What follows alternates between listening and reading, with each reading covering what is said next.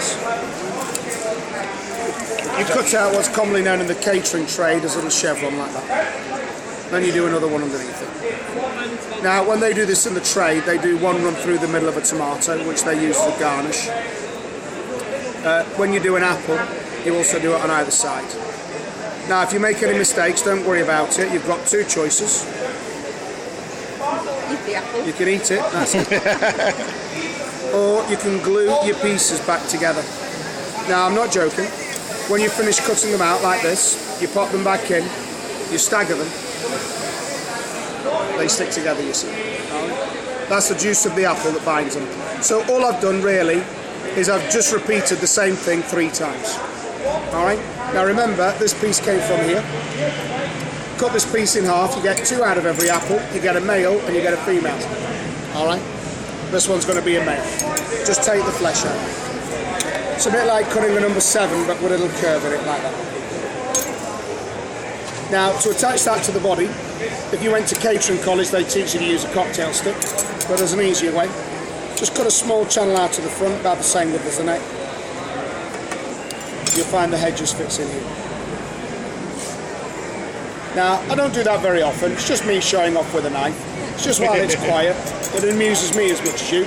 But if you make a cheese board up after dinner, they look really nice on a cheese board. Put a little bit of lemon juice on them, it stops them from going brown. Tell you what we do have though, we do have some advertising samples which we give you free. It's just out of the way of saying thank you for standing and watching. Don't peel your potatoes the way I'm peeling mine, I just do this for speed. Alright, it's actually called a turned or a barrel potato in the trade. This is called a spiral cutter. Thousands of people have already got one of these. Just start it off with your fingers like a corkscrew. It's not a new idea, this is over 70 years old now, it's American originally. You can't see it, but all those slices are actually joined together. So what it does, it makes all your vegetables go much, much further, you see. Now that looks lovely, that, doesn't it? The big question is, what the hell do you do with a potato that looks like a spring? Well, you can have hours of fun in the kitchen with it if you want to. Seriously though, you know, if you want to roast a leg of lamb or a joint of beef, you do 2 or 3 of these, you link them, and then you baste them round your roast with a little bit of fat from the meat. Or you can make a potato rosette. If you bring the ends round, you interlink them, you join them up, you drop them into deep fat oil, they make a nice change to chips. Kids love those with beans and sausages. Now, just a little tip here for you. If you have seen the advert on the TV for these, they always do this bit on a cucumber. It's a slightly different story, there's a soft bit in the middle. It's not a problem, but it does mean you need to just go off-centre where it's nice and firm. Now I'm just going to do a little bit, this is just to give you the general idea. I don't spend a lot of time on this, like I say, we give you these free anyway.